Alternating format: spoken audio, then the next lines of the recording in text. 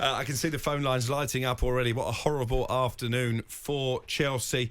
This is the first season since way back in 1988-89. Chelsea out of both domestic cup competitions before the 9th of January. I asked at the top of the programme, what on earth was Graham Potter doing with his team selection? Now, I know Chelsea have got injury problems, but I couldn't believe the team sheet when it came in. 2 kids in the starting lineup. You look at the players that were left on the bench that could have started the game. They had Thiago Silva on the bench. They had Zakaria, who's been playing well on the bench. They had Azpilicueta, who could have been captain, on the bench. They had Cucurella on the bench. I don't understand it. If you're under pressure already, and Graham Potter got a bit spiky in his press conference this week and said, no, this is not the Chelsea of the last 20 years. The ball back me. They're gonna keep faith with me. In the eyes of the fans, Graham Potter is under pressure. That's why they were singing the name of Thomas Tuchel this afternoon. If you pick that team going to Manchester City, you are just inviting pressure. There was only ever to be one outcome. It was a question of how many Chelsea were going to lose by. They're out the EFL Cup. They're miles off the pace in terms of winning the Premier League title. There's more chance of me winning Mr. Universe than Chelsea winning the Champions League. Why on earth would you write off the FA Cup in the 3rd round? I don't get it. Tell me, Chelsea fans. I don't understand. Yeah, I think the key point that you made there as well is they're way off the league tempo at the moment. I think they're 10 points off 4th. They're not going to finish in the top 4 for me unless something drastic either changes in their form or the other teams that are going for top 4's form. They're not going to finish there. So this was an opportunity to get the fans on side for Graham Potter, have a cup run, because we know we've been there. I've been there for sure, where your league form's not doing well at all, but you have a little cup run and the fans get back on side, you gain confidence, you go into the league and you have a chance, you start winning, you start pushing on. Winning breeds confidence, we know that. I was shocked to see the team selection. I thought he was taking the mickey. He was taking the mickey out of those Chelsea fans who've travelled on a Sunday afternoon all the way to Manchester, paid their hard-earned cash, and he picks that team. Okay. I'm with you in the sense of I do believe when you're backed against the wall, you kind of play safe. The 2 kids that started came on at the home game against City and done well. Thiago Silva's old, and he's come out and said that they've got to manage it. They have got injuries. And listen, I'm not, and I know I like to do this with you and try and play devil's advocate. But what I would say is in the sense where you are going to Manchester City. That's Manchester City's second team. And their second team is as good as their best team. So he has to weigh it up in that. And in my opinion, looking at it, I don't support Chelsea. And if this was Liverpool and Klopp came out and said, look, you know what, we had a lot of injuries and we've got to manage the players. And he's right, they do. So what you're saying is every time we play Manchester City now, whoever you support, just write it off. No, it's not that. But you see, don't do the players that come in a disservice, because the young players, that was an opportunity for them to try and do something. So don't do that. Don't do it in the sense where... So what does losing 4-0 away from home do for their development? Nobody's got a crystal ball. Don't do that. It's don't not put the young it on the players. kids' It's not the young players' fault. It's on Graham Potter for me. It's not the young kids' fault. But what I'm trying to say is, and I agree with you in the sense where he's making decisions.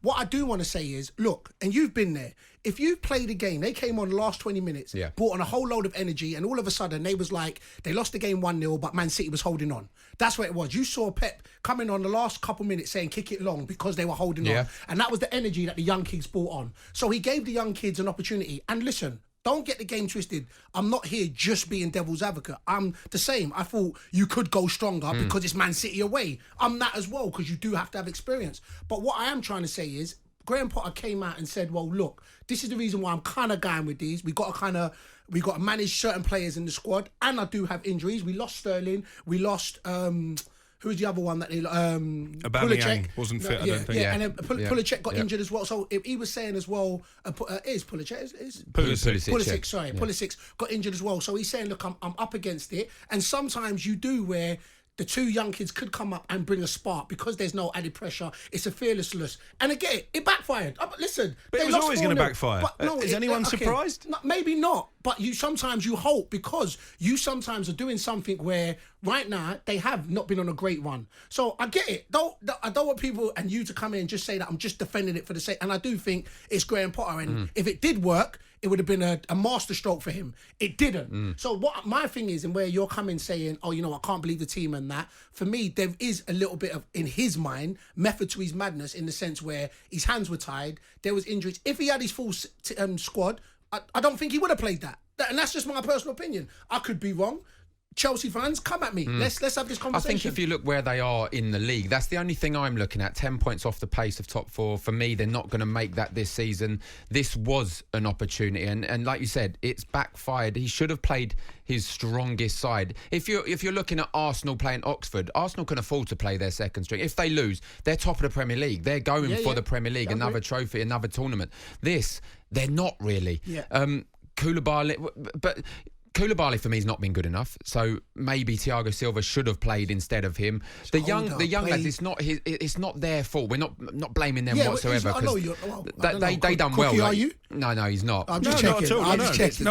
Sometimes I don't know about you, Crookie. Sometimes what you can't put on Graham Potter is some of the decisions. The decision of Havertz to jump up and basically play volleyball in the box, that's not on Graham Potter. The team selection is, for me, but maybe we've seen what it's like. He's tried to take the pressure off himself a little bit, off the team a little bit, play some homegrown talent, because you play homegrown talent, sometimes the support they get on side, and it's backfired massively today, and I feel for the younger players. Do you know what? And it's not just Graham Potter.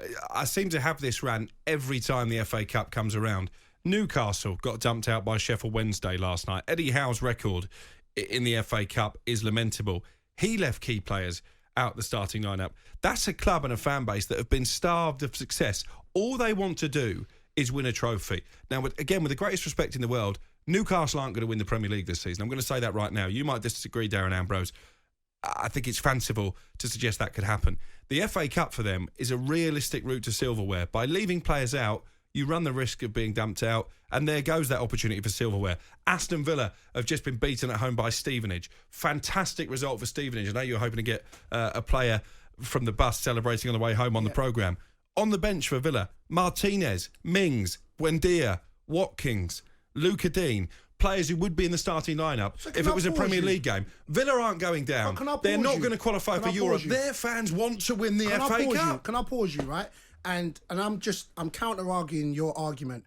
So, do you feel the squad, Aston Villa's squad, whatever squad they put out, are you saying their manager doesn't think that team should be able to beat a League Two team? But they all say that every time a Premier League team get knocked out by a lower league team, they say they trust their squad. But you do though, no? Don't you?